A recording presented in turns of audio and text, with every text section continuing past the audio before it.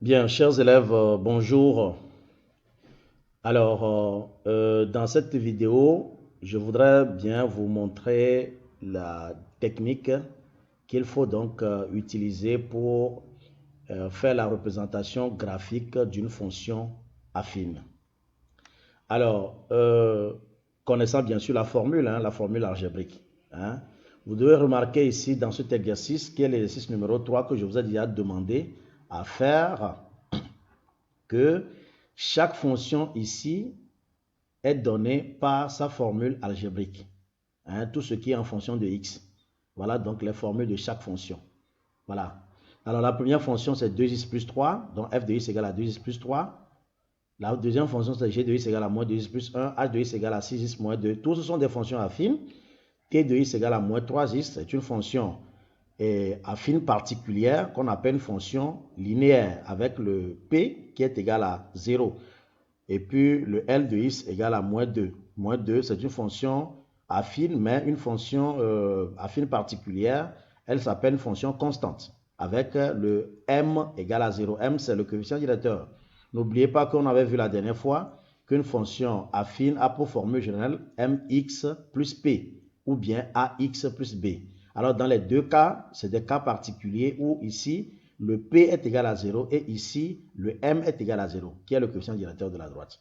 Voilà. Alors pour donc faire la représentation graphique d'une fonction, la première chose que vous devez faire, c'est d'abord faire un tableau de valeurs. Ça s'appelle tableau de valeurs où vous allez choisir vous-même les abscisses. Moi, j'ai choisi 0 et 1 parce que je voudrais que ce soit des petits nombres pour que je puisse tracer sur ma feuille. Et il ne sert à rien d'aller prendre des très grands nombres et donc de ne pas pouvoir faire le graphique. Alors moi, j'ai pris 0, 1. Alors, comment ça se fait? Et quand x est égal à 0, je vais chercher l'image de 0. C'est-à-dire, je vais remplacer x par 0. J'aurai 2 fois 0, 0, plus 3. Donc, ça fait 3. Qu'est-ce que ça veut dire? Ça veut dire que le point qui a pour abscisse 0 et ordonnée 3 appartient au graphique de la fonction. Vous voyez? Il appartient au graphique de cette fonction. Voilà.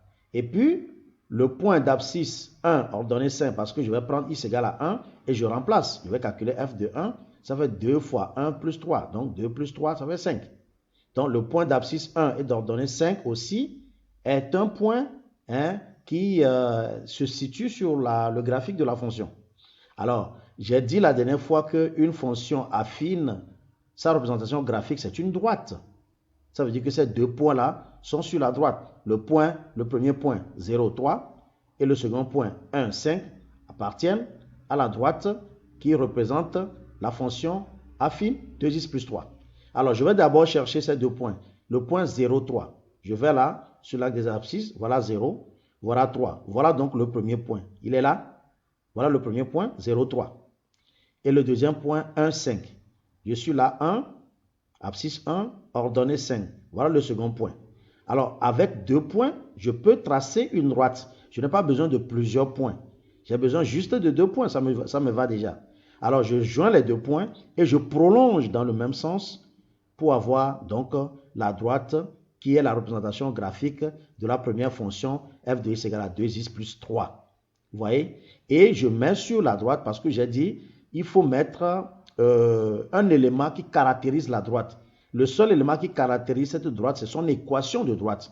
Alors, l'équation, je vous ai dit la dernière fois, au lieu de mettre f de x égale à 2x plus 3, je mets y égale à 2x plus 3. Alors, je mets y égale à 2x plus 3 pour l'identifier. Voilà. Voilà la première droite, voilà son équation qui est y égale à 2x plus 3. D'accord? Bien. Maintenant, la deuxième fonction, c'est g de x. Je procède de la même façon. Je vais prendre toujours 0, 1 comme dans ce cas, 0, 1. Alors, avec 0, je vais chercher g de 0. Ça fait moins 2 fois 0 plus 1, il est 1. Donc, le point de coordonnée 0 et donc abscisse 0 et puis ordonnée 1 appartient au graphique de g. Et puis, je prends le second point, c'est x égale à 1. Donc, moins 2 fois 1 plus 1. Moins 2 plus 1, ça fait moins 1. Alors, le point de coordonnée 1 moins 1 appartient également au graphique de g, qui est la droite de g.